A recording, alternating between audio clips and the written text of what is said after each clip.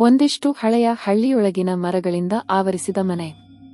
ಈ ಮನೆ ಒಂದು ಕಾಲದಲ್ಲಿ ತುಂಬಾ ಜನವಾಸವಿದ್ದ ಮನೆಯಾದರೂ ಈಗ ಅದು ಖಾಲಿಯಾಗಿತ್ತು. ಸ್ಥಳೀಯರು ಈ ಮನೆಗೆ ಹೋಗೋದನ್ನು ನಿಷೇಧ ಮಾಡ್ತಿದ್ರು, ಏಕೆಂದರೆ ಈ ಮನೆಯಲ್ಲಿ ವಿಚಿತ್ರ ಶಬ್ದಗಳು ಬರುತ್ತಿದ್ದವು, ಬಾಗಿಲುಗಳು ತಾನೇ ತೆಗೆಯುತ್ತಿದ್ದು, ಕೆಲವರು ಅಲ್ಲಿ ಹೋಗಿ ಮರಳಿ ಬಂದಿರಲಿಲ್ಲ ಅನ್ನೋ ಹಳೆ ಕಥೆಗಳಿದ್ದವು. ಅನುಶ್ರೀ ಎಂಬ ಯುವ ಪತ್ರಿಕೋದ್ಯೋಗಿ ಬೆಂಗಳೂರಿನಲ್ಲಿ ಕೆಲಸ ಮಾಡುತ್ತಿದ್ದಳು. ಅವಳು ಭೂತಗಳ ವಿಷಯದಲ್ಲಿ ನಂಬಿಕೆ ಇರದವಳು, ಆದರೆ ಸತ್ಯ ಹುಡುಕೋ ಆಸೆಪಡುವವಳು. ಒಂದು ದಿನ ಅವಳಿಗೆ ಅವಳ ಅಜ್ಜಿ ಹಳ್ಳಿಯಿಂದ ಪತ್ರ ಬರೀತಾಳೆ, ನನ್ನ ತಂದೆಯ ಮನೆಗೆ ಯಾರೋ ಬಂದಿದ್ದಾರೆ ಅನ್ನಿಸ್ತಾ ಇದೆ.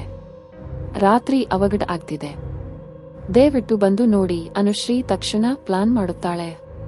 ಕೆಎಸ್ಆರ್ಟಿಸಿ ಬಸ್ಸಲ್ಲಿ ಹಳ್ಳಿ ತಲುಪಿದಳು.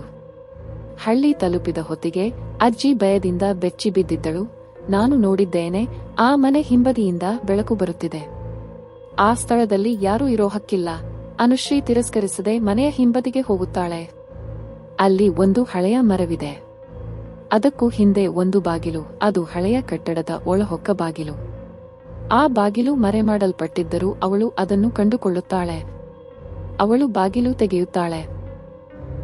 ಒಳಗೆ ಬೆಂಕಿಯಲ್ಲಿ ಉರಿಯುತ್ತಿರುವ ದೃಶ್ಯ. ಯಾರೋ ಮಹಿಳೆ ಅಲ್ಲಿ ಕುಳಿತು ಏನೋ ಪಠಿಸುತ್ತಿದ್ದಾಳೆ. ಅವಳ ಮುಖ ತಿರುಗಿದ್ದೆ. ಅನುಶ್ರೀ ಬಳಿ ಹೋದಾಗ ಆ ಮಹಿಳೆ ತಿರುಗಿ ನೋಡುತ್ತಾಳೆ. ಅದು ಅವಳ ಅಜ್ಜಿಯ ತಾಯಿ, 100 ವರ್ಷ ಹಿಂದಿನವಳು. ಅವಳ ಕಣ್ಣುಗಳಲ್ಲಿ ಕೆಂಪು ಬೆಳಕು. ಆಕೆ ಏನೋ ಮಾತಾಡುತ್ತಾಳೆ, ಶಾಪಿತ ಆತ್ಮವಾಗಿರುವ ಸಂಗತಿಯನ್ನು ಬಿಚ್ಚಿಡುತ್ತಾಳೆ. ಈ ಮನೆಯಲ್ಲಿ ತಂತ್ರಪೂಜೆ ನಡೆಯುತ್ತಿತ್ತು. ಅವಳು ತನ್ನ ಮಗಳನ್ನು ರಕ್ಷಿಸಲು ತನ್ನ ಆತ್ಮವನ್ನೇ ಹೂರಿದಳು. ಆದರೆ ಆ ಆತ್ಮ ಶಾಂತಿಯಿಂದ ವಿರಮಿಸಿರಲಿಲ್ಲ. ಅನುಶ್ರೀ ತಕ್ಷಣ ಅಜ್ಜಿಯೊಂದಿಗೆ ದೇವರ ಮನೆಗೆ ಹೋಗಿ ಪೂಜೆ ಮಾಡಿಸುತ್ತಾಳೆ. ನಂತರ ಮನೆಗೆ ಹಿಂತಿರುಗಿ ಆ ಬಾಗಿಲನ್ನು ಮುಚ್ಚುತ್ತಾಳೆ, ಶಾಶ್ವತವಾಗಿ. ಆ ಮನೆಯಿಂದ ವಿಚಿತ್ರ ಶಬ್ದಗಳು ನಿಂತು ಹೋಗುತ್ತವೆ. ಅನುಶ್ರೀ ಮತ್ತೆ ಬೆಂಗಳೂರಿಗೆ ಹೋಗುತ್ತಾಳೆ, ಆದರೆ ಮನಸ್ಸಿನಲ್ಲಿ ಒಂದಿಷ್ಟು ಶಂಕೆ ಉಳಿದಿರುತ್ತದೆ.